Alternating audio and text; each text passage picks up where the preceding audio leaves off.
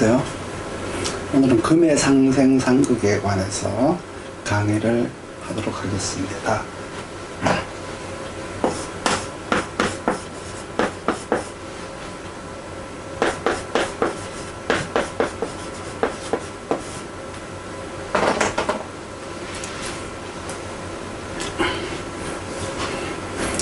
금의 상생상극은 먼저 금생수부터 시작을 하죠. 금생수라고 하는 것은 신금의 금생수, 경금의 금생수가 있습니다. 그리고 경금이 임수를 생하는 금생수, 신금이 임수를 생하는 금생수가 있죠. 그래서 이걸 계절별로 춘하, 추동별로 이제 금생수가 일어나는데요. 일단 이 금생수는 두 가지가 있는데 계수가 두 가지, 임수가 두 가지예요. 그러면 금생수의 시작이 어디냐 그러면 신계가 시작인지 신임이 시작인지 몰라요. 잘 모르지만 우리가 이제 순서를 정한다면 신임이 시작이라고 봐야 돼요. 겨울이 시작이에요. 시작이라고 하는 것은 끝이 시작이지 시작이 아니라는 의미예요. 봄이 오기 위해서는 겨울이 가야 봄이 시작이 되는 거죠. 겨울이 끝나야 봄이 시작되는 것과 같은 이치예요. 그러면 신임이라고 하는 것은 겨울철이에요. 이건 겨울철에 일어나는 금생수이기 때문에 한 해 동안에 이루어 놓은 것들을 고르는 거예요. 쓸 놈, 쓰지 못할 놈, 이런 걸 이제 고르다라고 하는, 고른다라는 목적이 의미가 여기 들어있어요. 신금이 하는, 신임이 하는 일이 고르다라고 하는 목적이 들어있고요. 또 이렇게 모으다라고 하는 의미가 들어있어요. 그러니까 고르다라는 의미는 뭐냐 그러면 즉 가려내다라는 의미도 되죠. 가려내는 놈은 쓸 것과 못 쓸 것을 구분하기 위해서요. 그래서 쓰지 못할 것은 버려야죠.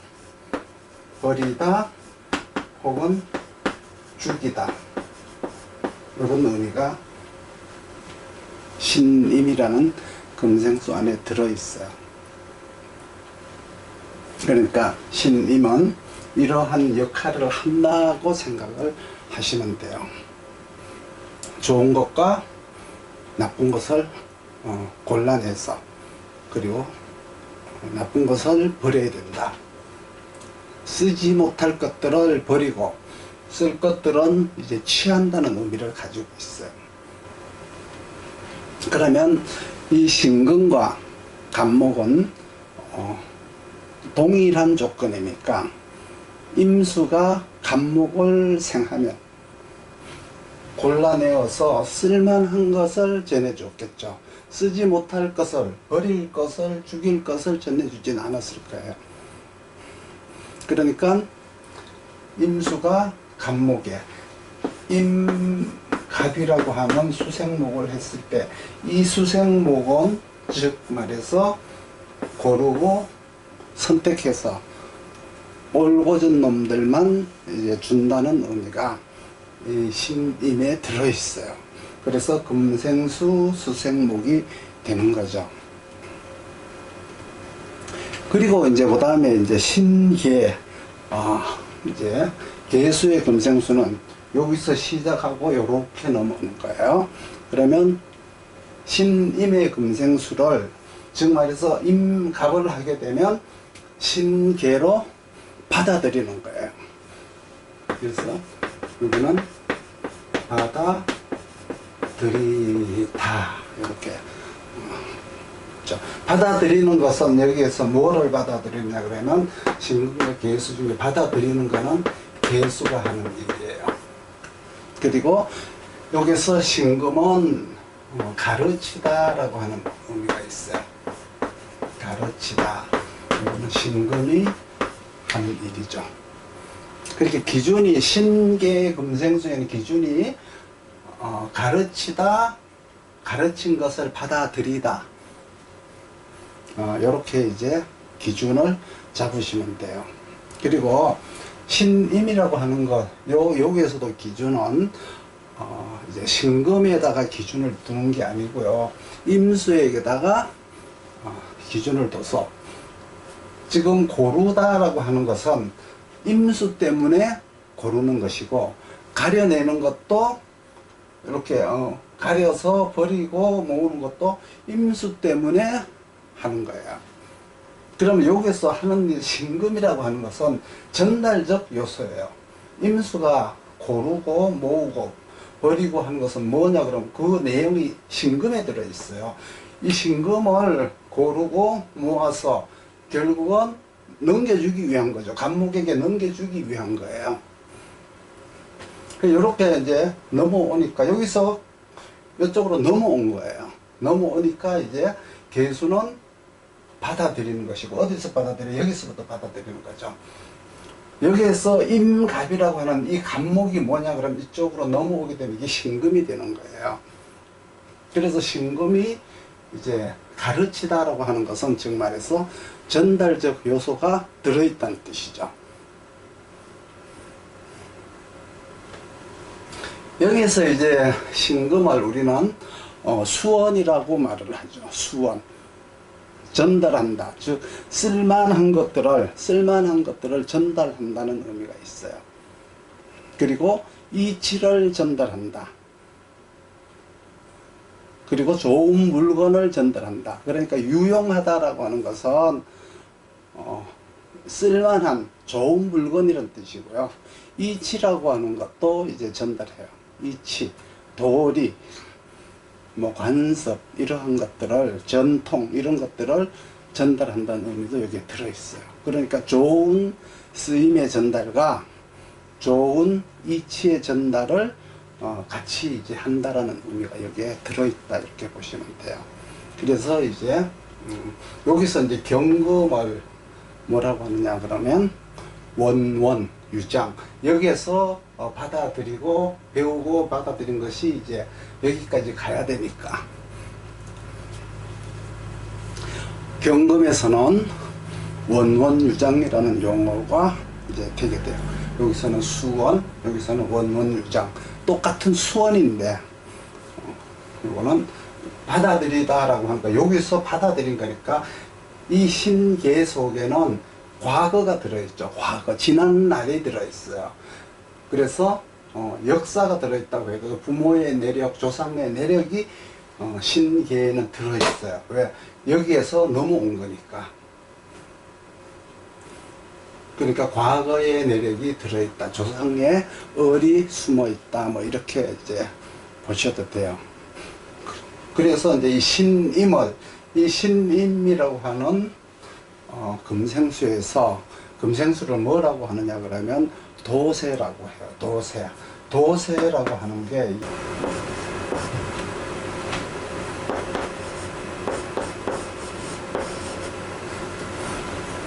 이렇게 도세라고 했죠. 도세라고 하는데 요 도자가 무슨 도자냐 그러면 가려낸다라는 의미가 더 있어서 가려낼 도자라고 해요. 그래서 가려낼 도자, 씻을 세자. 그래서 도세라고 해요.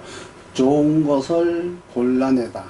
즉 좋은 상품을 골라낸다라고 해서 이제 우리가 통변을 할 때는 상품 구성, 즉 말해서 좋은 물건을 골라내서 구성할 수 있는 능력이 있는 사람이라고 말하는 거예요. 공통보감에서는 도세라고 해요. 도세. 우리말로 하면은 상품 구성 능력을 가진 사람이다.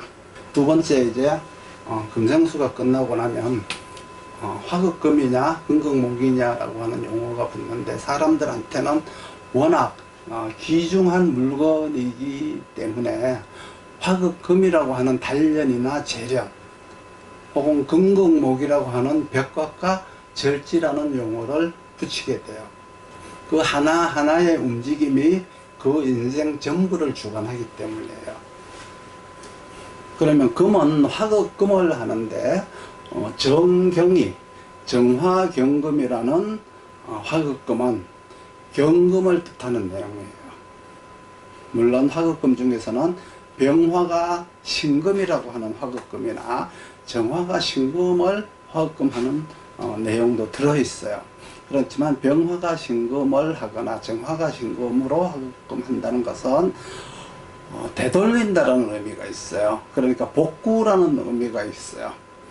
정화신금이라는 화극금은 즉 말해서 금극목을 하려면 잘 해야 되니까 잘못된 것들을 파괴해야죠. 거기에 들어있는 화극금이라는 의미가 있어요. 그러니까 정화신금은 자기 잘못을 되돌린다는 뜻이 들어있어요. 그래서 항상 임수가 따라 붙어줘야 되돌리는데 고쳐서 다시 쓸 수가 있어요. 복구를 할 수가 있어요. 그래서 고쳐서 내가 다시 산다면, 다시 된다면 반생이라고 하고 전화위복이라고 해서 고쳐서 다시 하다, 이러한 의미가 정화신금에 들어있어요. 우리가 인생에서 이제 실패를 한 삶이 다시 이렇게 노력을 해서 인생을 전화위복시키는 삶을 우리는 명리학으로 상재라고 해요. 상재.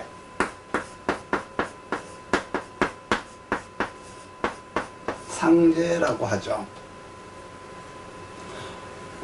어려움을 이제 겪고 다시 일어나다라는 의미가 여기에는 들어있어요. 그러면 임수가 없으면은 정화신금이라고 하는 이 화극금은 잘못된 행위를 계속 연마하다라는 뜻인데, 임수가 있으면은 잘못된 것을 고칠 수 있는 것이고, 임수가 없으면 고치지 않고 고치지 못하고 계속 잘못된 행위를 한다, 이렇게 생각을 하시면 돼요.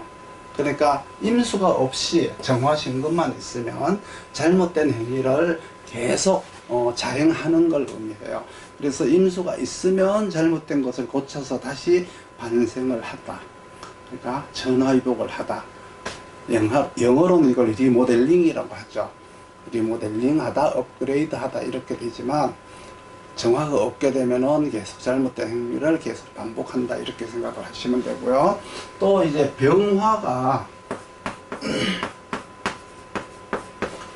이렇게 신금을 화극금 하는 것도 잘못된 것을 계속 전달하는 거예요. 정화신금은 잘못된 행위를 계속 하다. 그러니까 이건 자기 행위가 되죠. 내가 잘못된 행위를 계속 하는 게 되는데, 병화신금은 잘못된 것을 계속 전달하다. 신임에 가서 금극목을 하면은 자기가 취하는 것이고, 신계부터 금극목을 하면 취하게 해주는 거죠. 상대를 취하게 해주는 거예요. 그러니까 취하게 해주는 것과 취하는 것은 의미가 다르죠. 선생님이면은 학생들이 공부를 잘 할 수 있게끔 취하게 해줘야 되겠죠. 그러니까 병화신금이라고 하는 화극금은 잘못된 것을 계속 전달하는 거예요.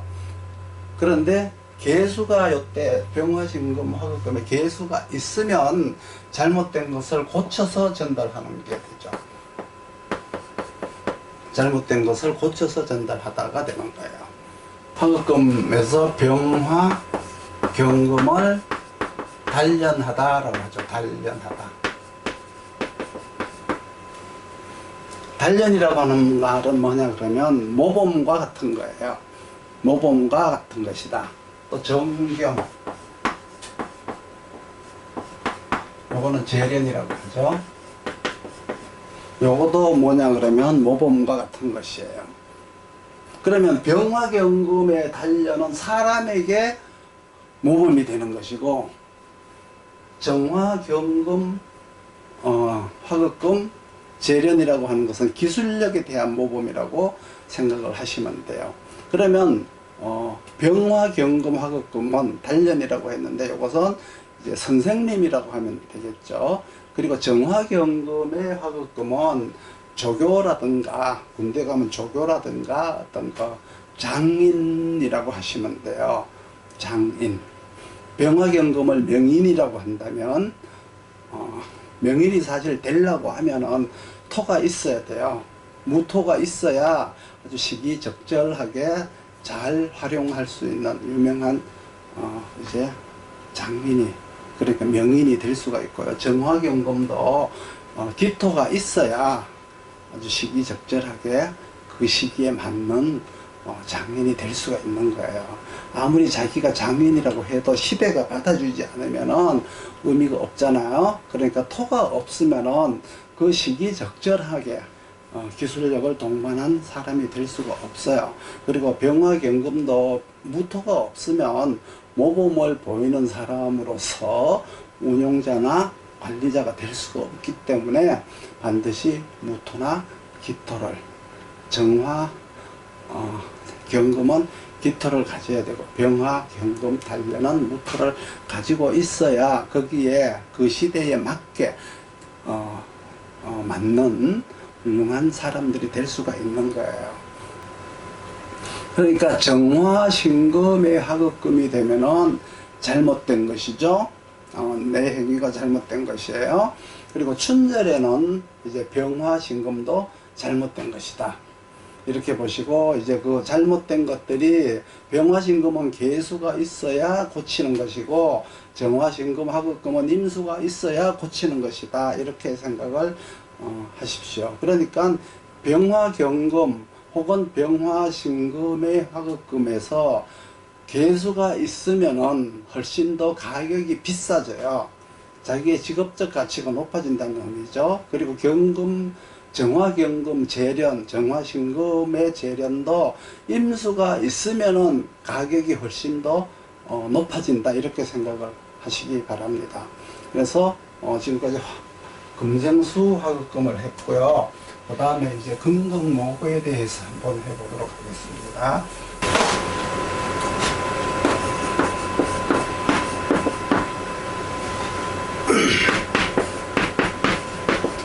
병화신금을 했고요. 병화경금도 했고, 그리고 이렇게 했죠. 여기까지 이제 했습니다. 그리고 이제 그 다음에 이제 금극목이라고 하는 것은 내가 취하는 행위에 들어가요. 취하는 행위에 들어가는데 여기에서도 이제 네 가지가 있죠. 경금이 을목,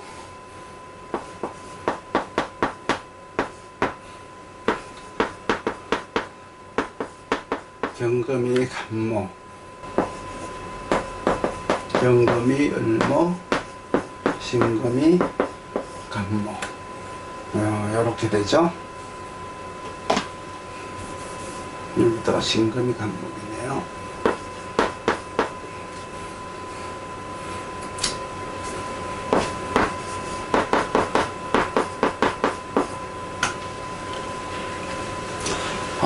이렇게 이제 놓고, 추절은 이제 여기에요. 추절은 여기인데, 경금이 을목을 금극목을 하고, 동절에는 이제 신금이 간목을 금극목을 한다.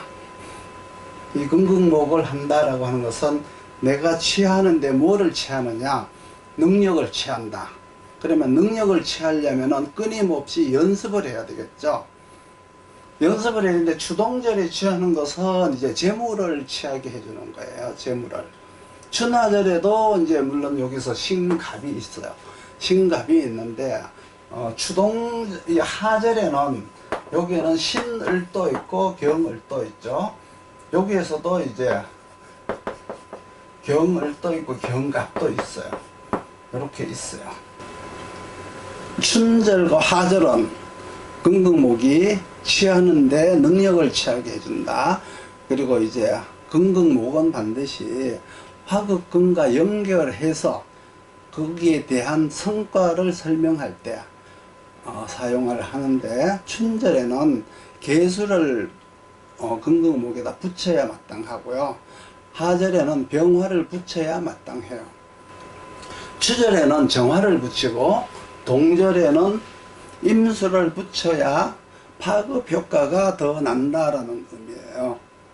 그러니까 그 말은 뭐냐 그러면 춘절은 근극목인데 개수를 붙인다는 얘기는 수생목을 하라는 의미죠.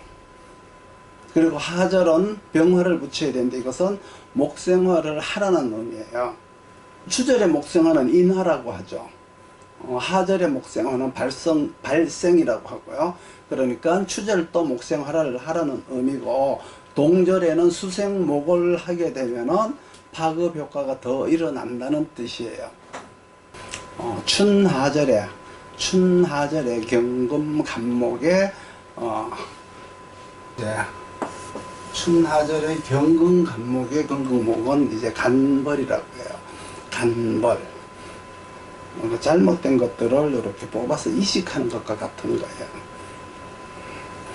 옮겨 심는 거 있죠? 이렇게 이식하는 것과 같은 거고, 하절의 을신이라고 하는 이 근극목은 이제 절지라고 하죠. 잘못된 것들을 잘라내는 작업과 같아요. 그리고 이렇게 경금을목으로 근극목을 하는 것은 잘 자라라고 잘라내는 거예요. 그러니까 신금을목은 잘못된 것을 버리기 위해서 잘라내는 것이고, 경금을목의 근극목은 잘 자라라고, 그러니까 더 우수하게 잘 자라게 하기 위해서 근극목을 하는 거예요. 가령 자식이나 남편들어 나가 죽어 이랬다고 했을 때, 만약에 정말 나가 죽으라고 하면은 나가 죽으라고 나가 죽어 그랬다면 이 신금을목이에요. 그렇지만 나가 죽어 속에는 제발 좀 잘해 이 사람아 이런 말이 들었을 때는 경을이라는 의미가 있어요. 그러니까 경금을목으로 근극목을 하느냐, 신금을목으로 이제 근극목을 하느냐. 신금을목은 잘라서 버리기 위함이고, 경금을목은 잘 하라고 근극목을 하는 절지다, 이렇게 보시면 돼요. 그리고 이제 신갑이라고 하는 것은, 이것도 이제 신금이라고 하는 것은 죽이는 기능을 가진 신금이 간목을 자른다라는 의미인데, 이것은 아주 힘겹게 만드는 거예요. 누구를? 간목을. 그래서 억이라고 하죠.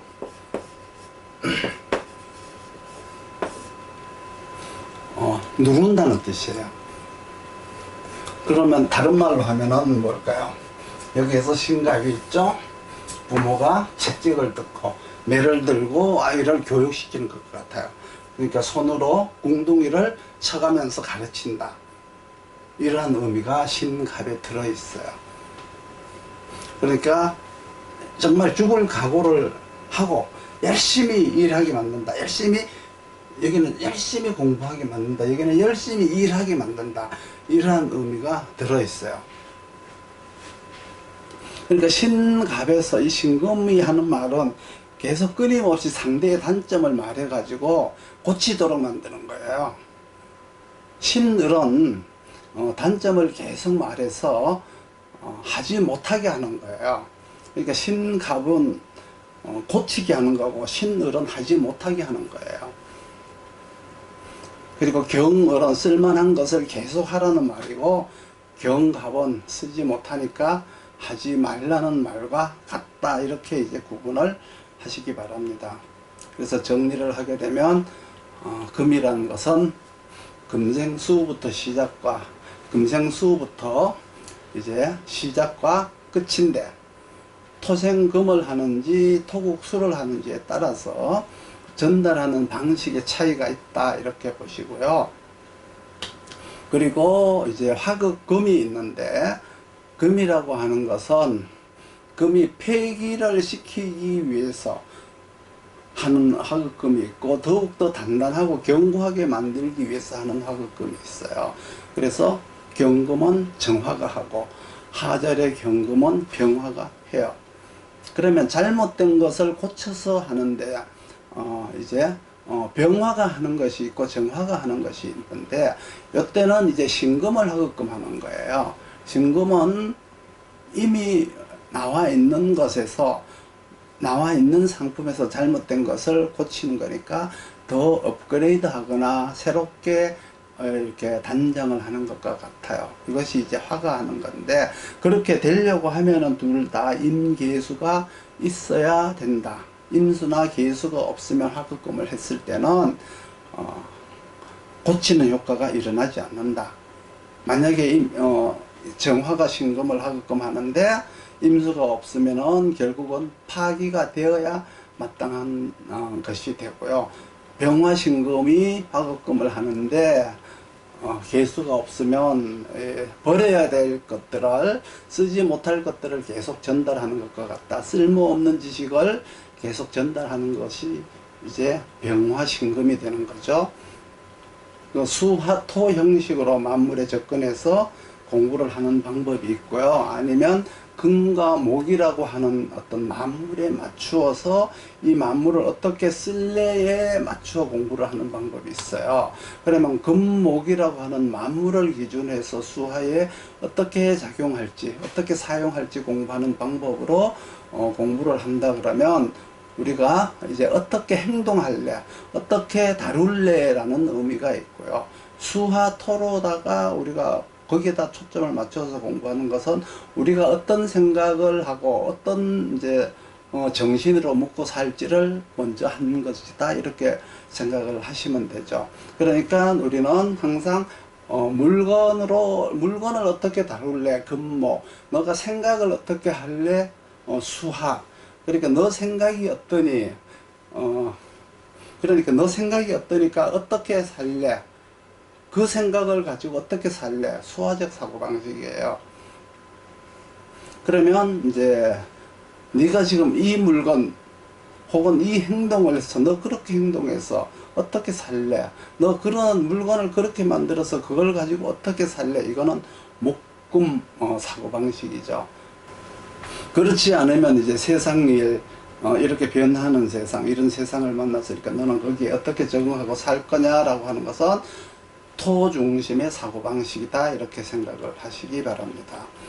세상에 많은 물질과 많은 사람이 있는데 그들을 어떻게 대하고 활용할래? 주동절은 그들 속에 내가 취할 것이 있다는 의미예요.